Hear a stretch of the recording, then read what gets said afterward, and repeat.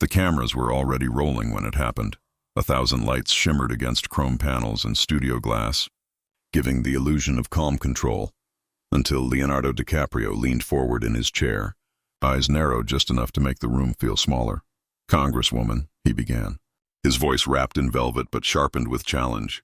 "You talk about authentic leadership, but tell me, how authentic can politics really be when it's all performance?" The words hung there, slicing through the usual rhythm of polite media chatter. The audience murmured. A producer's hand hovered mid-air, unsure whether to cut to commercial or let it play out. Jasmine Crockett didn't flinch. She sat composed, posture firm, her fingers resting lightly on the edge of the desk. The contrast was cinematic. Hollywood's golden humanitarian, fluent in scripts and causes, versus a congresswoman forged in real struggle. Not premieres, Leonardo's tone stayed calm, but his eyes carried the confidence of a man used to applause. "People follow sincerity," he added smoothly. "And sometimes in Washington that seems to get lost in translation." Jasmine's expression didn't change, but her silence did. It wasn't the quiet of hesitation, it was the silence before precision. A tension hummed through the studio. Cameras zoomed closer. Panelists froze, instinctively sensing that something unscripted was about to happen. For years, she'd faced lawyers, lawmakers, and cynics who underestimated her composure. But this was different, an unexpected duel on live television, with one of America's most admired voices questioning her integrity. And yet, her stillness spoke louder than any defense.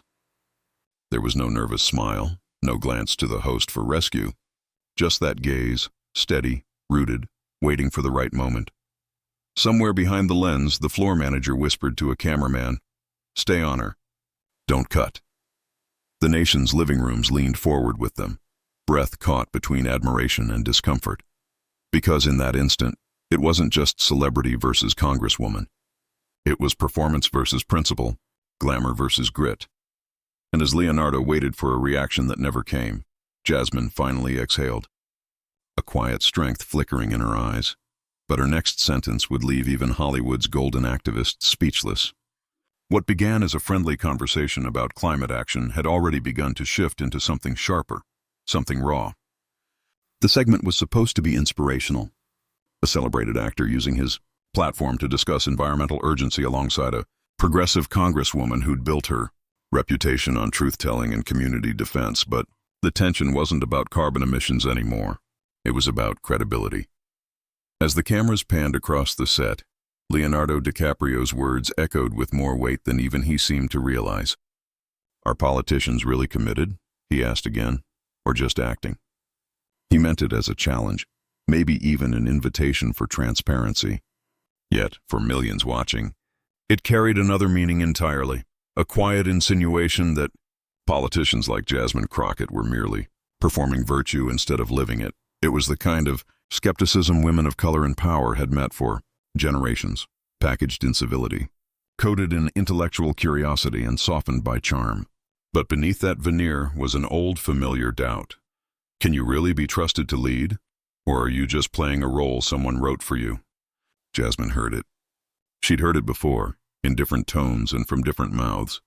From donors who smiled while questioning her experience, from commentators who praised her eloquence but implied her rise was timed. Right, from colleagues who called her passionate instead of strategic. But this time, it wasn't whispered behind doors. It was broadcast live, delivered by one of America's most respected voices in advocacy, someone known for passion, intelligence, and empathy, and that's what made it sting deeper. Leonardo leaned back, confident in the rhythm of the show. "You talk about accountability," he continued, "but Hollywood has activists too. We use our reach, our influence. We raise awareness. Don't you think both worlds, politics and film, are just different stages?" It was a question that carried both irony and ego. He wasn't attacking, but he wasn't yielding either. The tone was smooth, effortless, like a man too accustomed to owning the moral spotlight. Jasmine's lips curved slightly, but it wasn't a smile. It was recognition. She saw what the audience saw, a subtle dance of power disguised as polite exchange. The other panelists shifted uncomfortably. One cleared her throat. Another checked his notes. The host, sensing lightning in the air, quietly gestured for producers to let the tension breathe. Because this was no longer about climate policy, it was about authenticity itself. Who gets to claim moral authority? Who gets to define what real activism looks like? The irony was poetic. Leonardo, a man revered for using his fame to champion causes, now sat across from a woman who had lived those causes, argued them in courtrooms, and fought for them without a camera in sight. And as his words settled, the divide became clear, not just between celebrity and politician, but between performance and perseverance. The studio energy shifted. Viewers online began clipping the exchange in real time, captions already forming. Did DiCaprio just challenge her integrity? Every frame captured the duality, his ease, her restraint, his influence, her depth. And while Leonardo likely believed he was pushing for honesty, what he had truly done was spark a conversation America wasn't ready to confront. The privilege of being heard versus the struggle to be believed. As Jasmine leaned forward slightly, her voice finally ready to enter the space between them, the entire studio seemed to tilt toward her. But what unfolded next blurred every line between performance and principle. Before this moment, before the cameras, the challenge, the subtle clash of credibility, Leonardo DiCaprio was more than just a face on the silver screen. He was a symbol, a bridge between fame and purpose, a man who had transcended the narrow orbit of celebrity to speak for the planet itself. His rise had been nothing short of cinematic.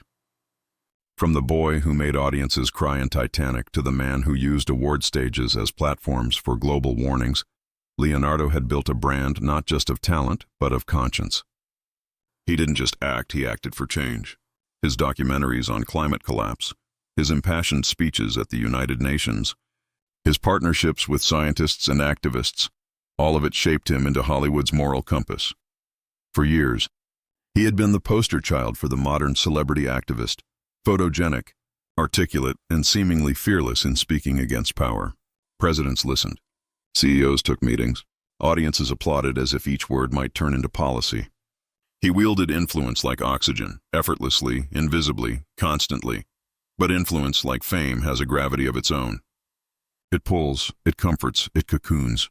And somewhere along the journey from actor to advocate, Leonardo began to live inside the applause. Critics began to whisper, then shout, that his brand of advocacy came with contradictions. They pointed to the private jets, the luxury yachts, the quiet investments. They mocked the paradox, a man warning of rising seas while sipping champagne on decks overlooking them. Leonardo met those accusations with practiced charm. "You can't fight the system without being in it," he'd quip in interviews, his voice smooth, his grin measured. And somehow that line, equal parts wit and deflection, always worked. The world wanted to believe him. He was too articulate, too earnest, too beautifully framed by good lighting to be wrong. Even when the criticisms sharpened, they only seemed to deepen his myth. But years of being the voice everyone listened to had changed something subtle within him. He no longer fought the establishment, he embodied it. Not in malice, but in habit. He had become accustomed to the echo chamber of reverence, where every statement was met with nods and every cause with a standing ovation. He was the good guy, universally adored, seldom challenged.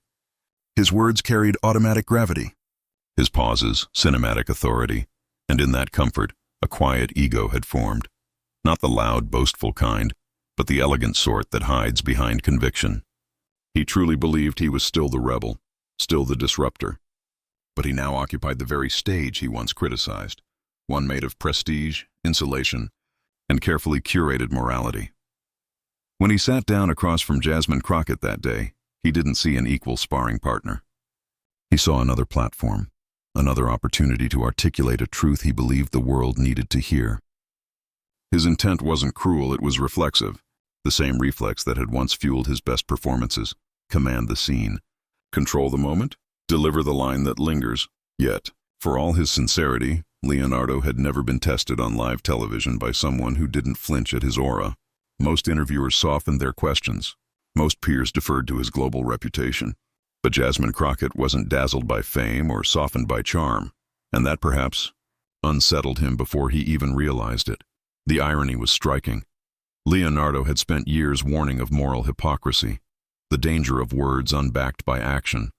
Yet now, as he questioned Jasmine about political authenticity, he unknowingly reflected that same shadow back onto himself, because for all his eloquence, his brand of advocacy had become performative in its own way.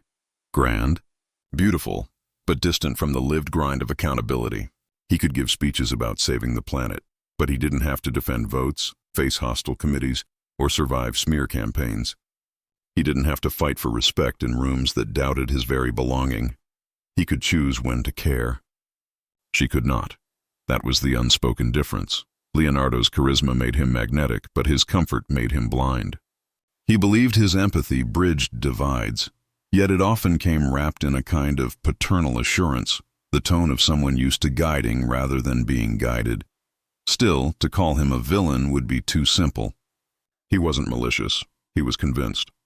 Convinced of his good intentions, convinced of his clarity, convinced that truth always sounded best in his voice. And so, when he challenged Jasmine with that deceptively polite question about authentic leadership, he wasn't trying to humiliate her. He was performing the role he'd perfected, truth-seeker, idealist, the man unafraid to ask the uncomfortable. But across the table sat someone forged in a completely different world, one where words weren't enough, and where comfort was never an option. Across the table sat someone who'd built her power on the opposite of comfort, accountability. Before the studio lights, before the viral moment, before her name was ever typed into a headline, Jasmine Crockett's life was built in the quiet corners of struggle. She didn't rise from visibility, she rose from grit. Long before anyone cared what she said on camera, she was the last voice standing for people who didn't have one. As a young public defender, she learned that justice was never a guarantee. It was a fight you entered every single morning knowing the odds were already tilted. There were nights she would leave the courthouse long after sunset, case files tucked under her arm, the fluorescent hum of empty hallways echoing her own exhaustion. She'd walk past the city's forgotten blocks, places where power never bothered to visit, and remind herself that the people living there deserved someone who wouldn't look away. Those early years carved her into steel. She lost more than she won, but every loss carried a lesson sharper than victory ever could. The system was built to drain compassion from those who tried to fix it. Yet somehow Jasmine refused to let it harden her heart.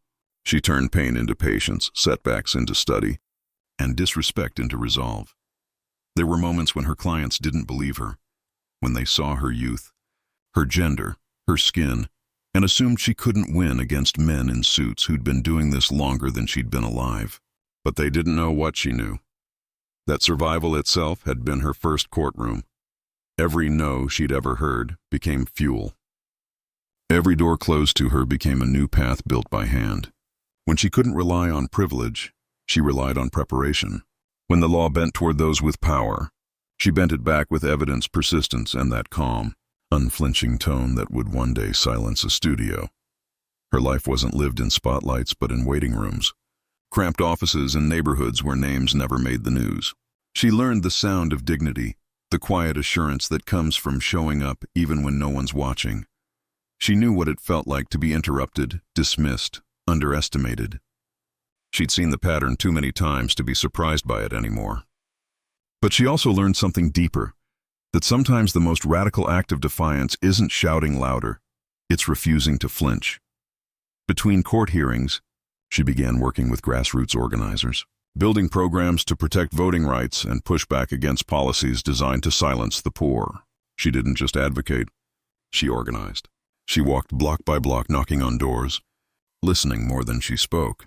In those conversations, she discovered the real America, not the one edited for pundits, but the one that breathes through people juggling 2 jobs, fighting medical bills, and still finding a way to show up for their neighbors. That was her classroom. That was where she learned what leadership truly meant. Her ascent into politics wasn't planned.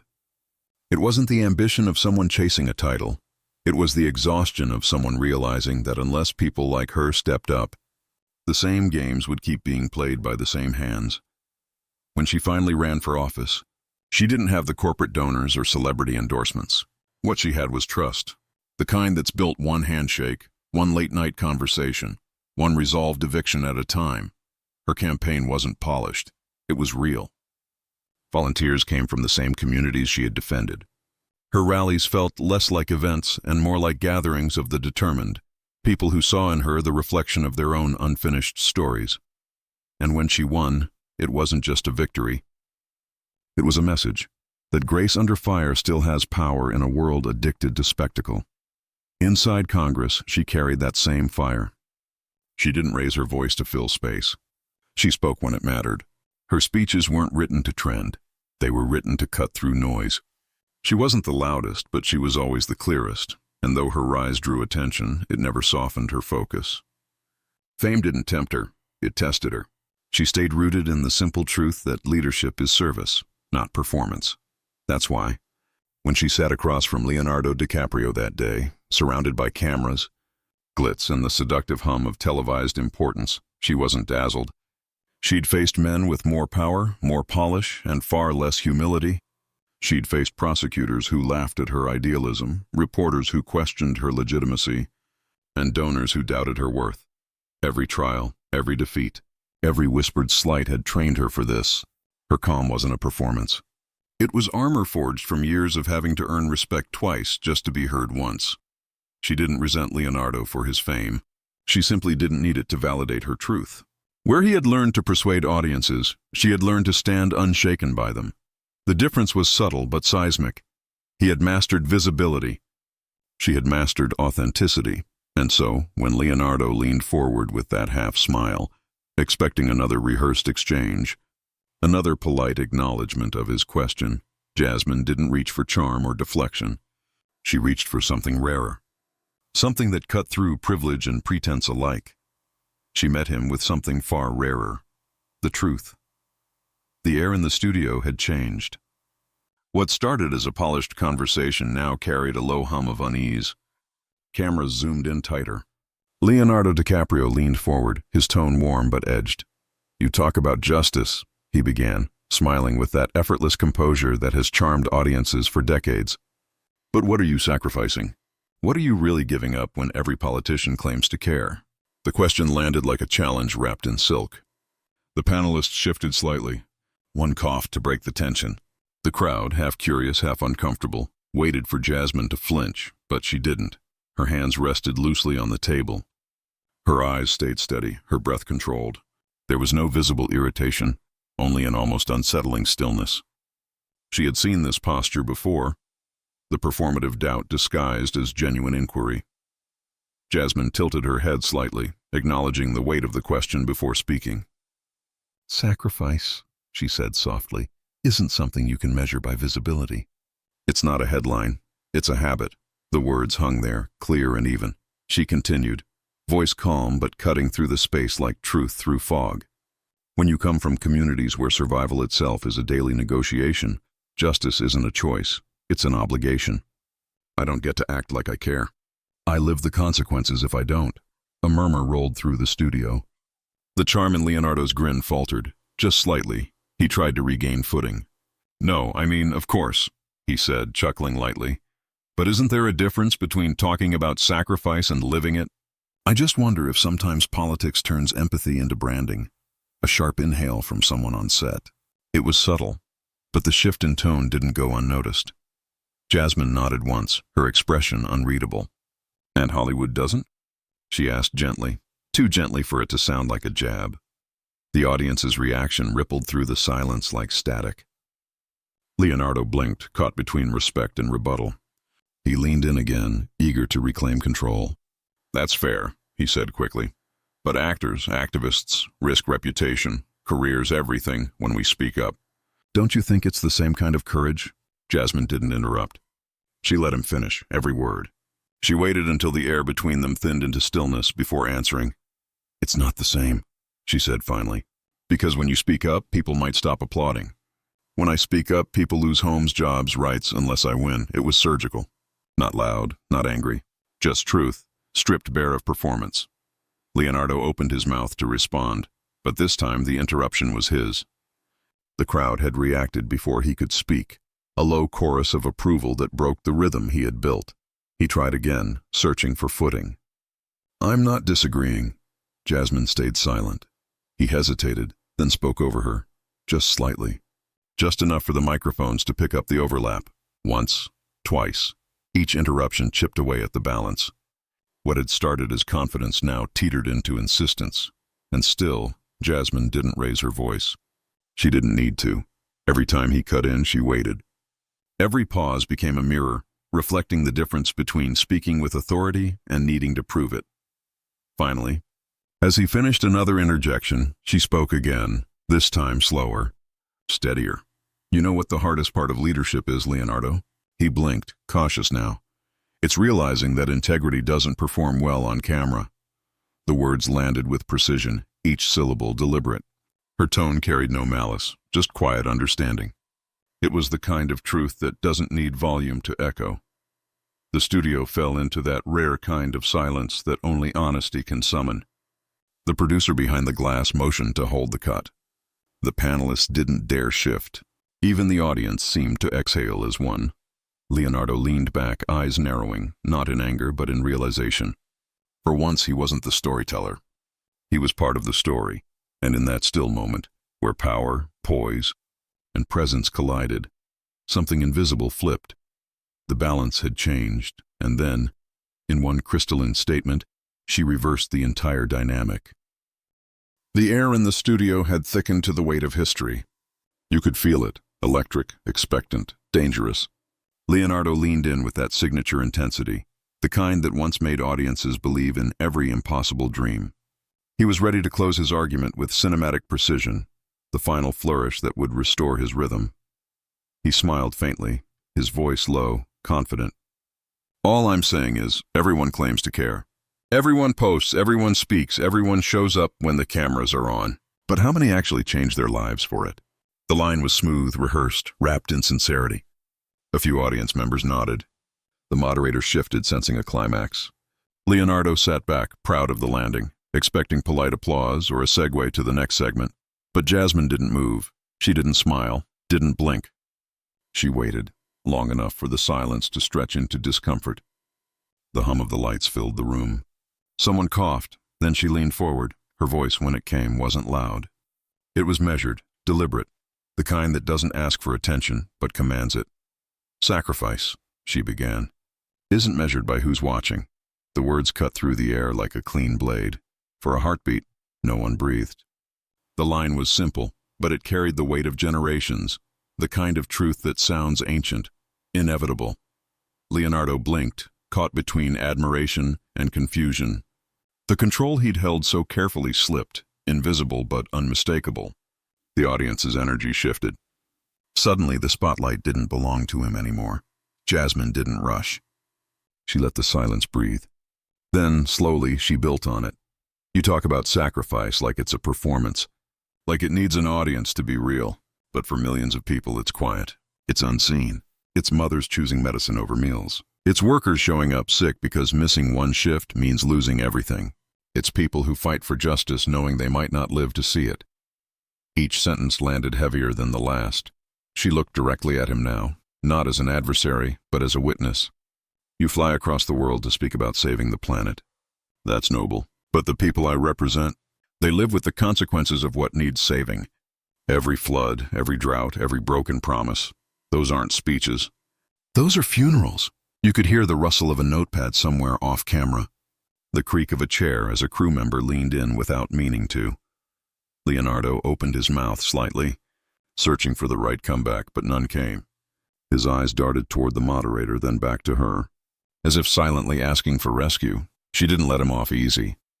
When we talk about justice, Jasmine continued, voice steady as marble, we're not debating ideas, we're debating survival. So with respect, asking what I've sacrificed is the wrong question.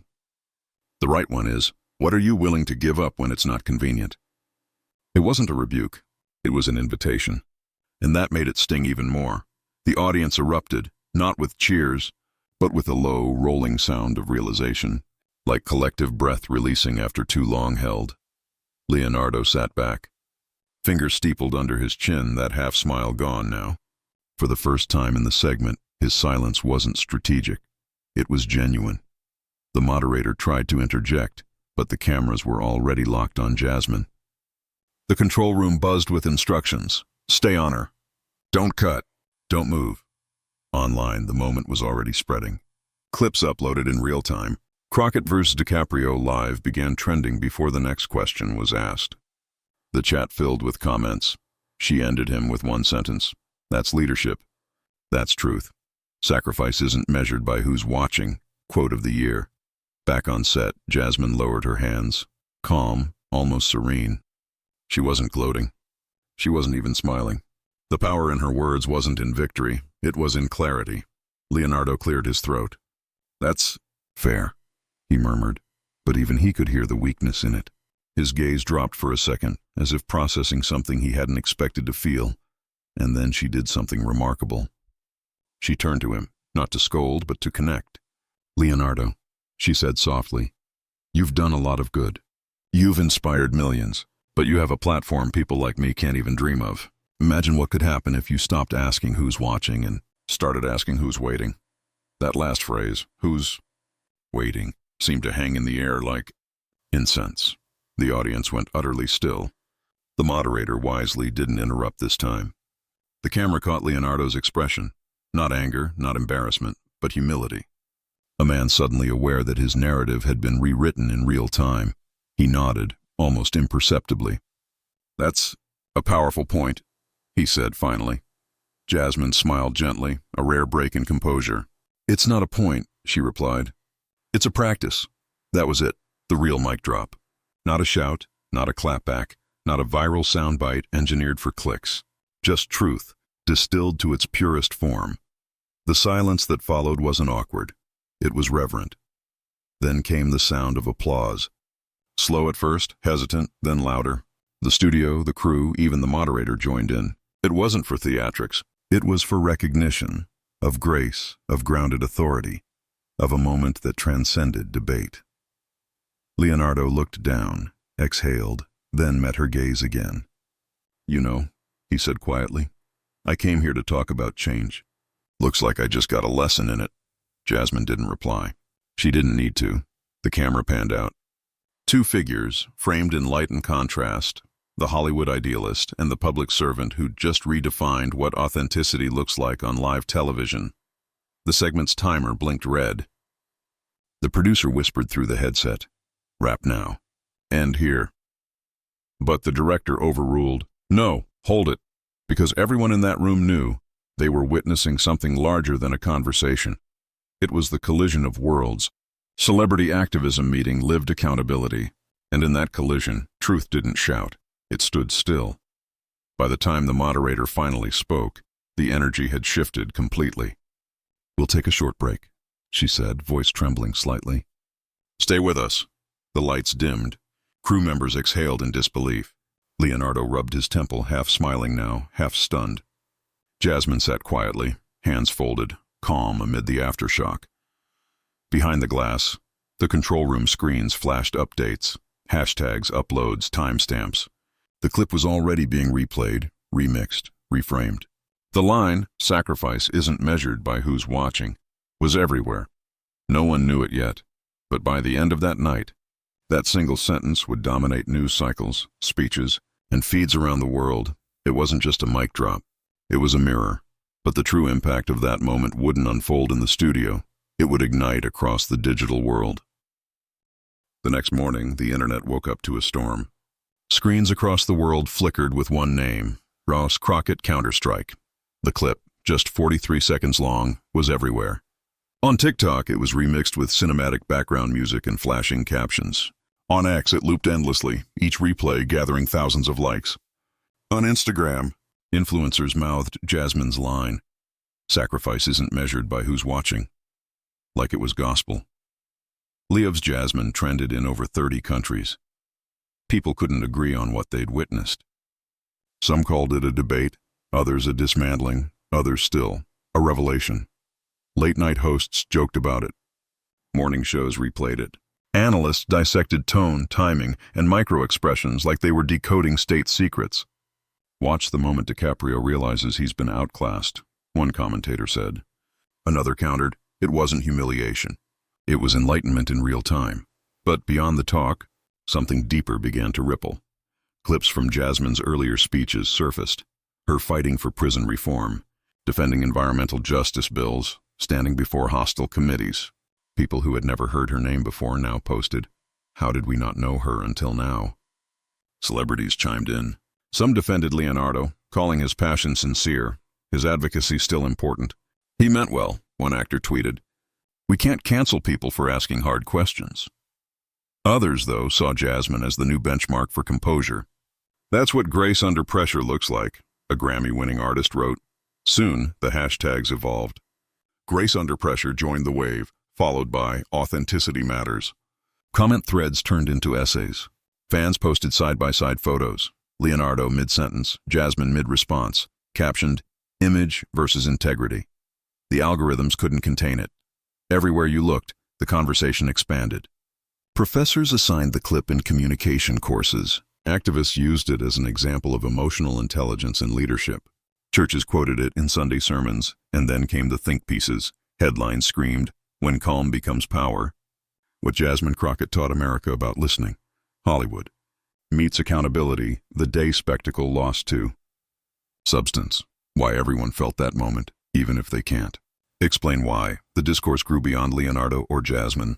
It became about what people really wanted from their leaders, not perfection, but presence. On a college campus in Chicago, a student stood up during a discussion and repeated Jasmine's words verbatim. "Sacrifice isn't measured by who's watching," she said, voice trembling. The classroom went silent, just like the studio had. The professor nodded slowly. "That," he said, "is leadership." In Los Angeles, a group of climate activists projected Jasmine's quote across the side of a skyscraper. The image went viral overnight, her silhouette lit against glass and concrete, as if the city itself was listening. Leonardo, for his part, stayed quiet. For days, he released no statement. But paparazzi caught him leaving a restaurant, and when asked if he'd seen the reactions, he paused. "I think the world heard what it needed to," he said simply. Meanwhile, Jasmine's office phone didn't stop ringing. Networks requested interviews, magazines offered cover stories, universities invited her to speak. But she declined most. Her team released a short statement. The moment wasn't about winning. It was about remembering what service looks like when no one's watching. That line, too, went viral. The clip's reach multiplied, first millions, then tens of millions.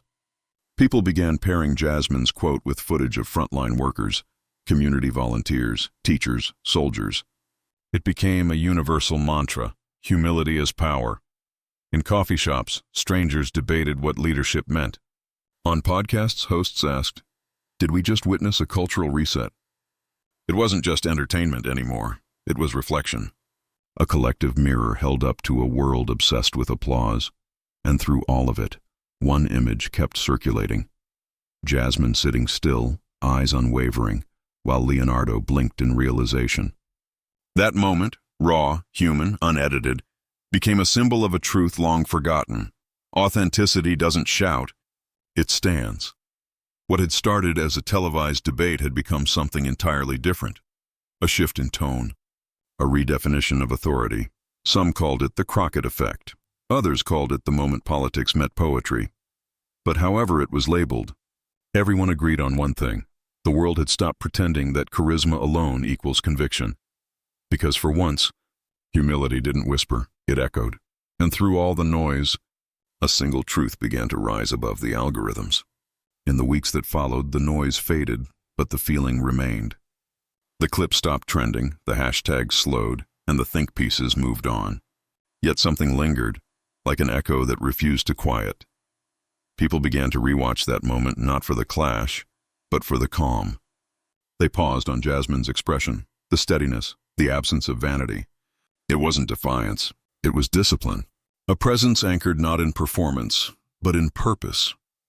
In an era where every conversation feels like a contest, her silence became revolutionary. She didn't fight for the last word.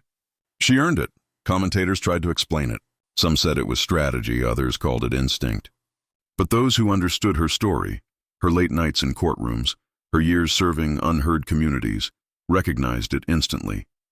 It was composure built on conviction. It was the strength that comes from knowing who you serve, not who's watching. Leonardo's challenge had been about sacrifice, but Jasmine had redefined the word entirely. In her, sacrifice wasn't glamorous or public. It was daily, invisible, human. The kind that doesn't post itself online or seek validation in headlines. The kind that shapes leaders, not celebrities. Across the country, the conversation shifted. On talk shows, pundits compared the moment to a reset in the tone of public discourse. On college campuses, professors began using it as an example of leadership under pressure. Even among activists and politicians, there was quiet reflection. Jasmine had done something rare. She'd reminded people that listening can be more powerful than speaking. That authority isn't granted by applause, it's earned through authenticity. And slowly, her moment became less about her and more about what she represented. For young women watching, she was proof that grace can be a weapon sharper than outrage. For communities long dismissed, she was validation that calm does not mean compliant. For those disillusioned with politics as performance, she was a reminder that substance still matters. One commentator summed it up simply. In a world built on ego, she made humility go viral. That was the paradox, the power of restraint in a culture addicted to reaction. Jasmine didn't win because she shouted louder. She won because she stood still when everything around her demanded noise. And maybe that's the real lesson. True leadership isn't about commanding attention. It's about commanding respect. It's the quiet understanding that integrity doesn't need witnesses. It needs endurance. In the months ahead, when new controversies emerged and new faces trended, her moment remained untouched. It wasn't because of the fame of her opponent or the virality of her quote. It was because people saw themselves in her response, the dignity they wished they could hold when tested, the clarity they hoped to speak with when cornered. She had turned a debate into a mirror, and millions saw who they wanted to become. Even Leonardo, in a later interview, admitted it. She reminded me that conviction doesn't need an audience, he said, half smiling. Sometimes it just needs a conscience. And that was the full circle. Not humiliation, not rivalry, but realization. Because when the lights dimmed, and the applause faded, and the next viral moment took its place, one truth still glowed quietly in the background. Authenticity outlasts attention. Integrity outshines image.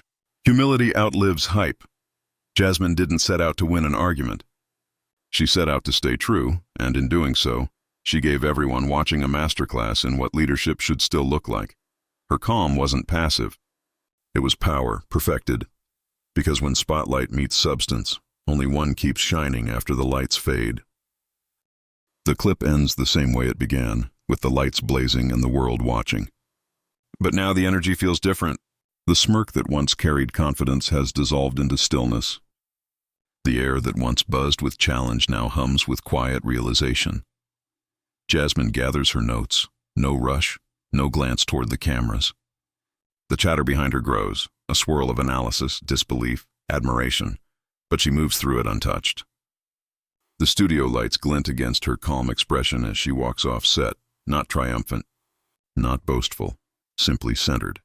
That image becomes the lasting one, a woman who didn't chase attention, yet commanded it. A leader who didn't need to win the noise to own the moment.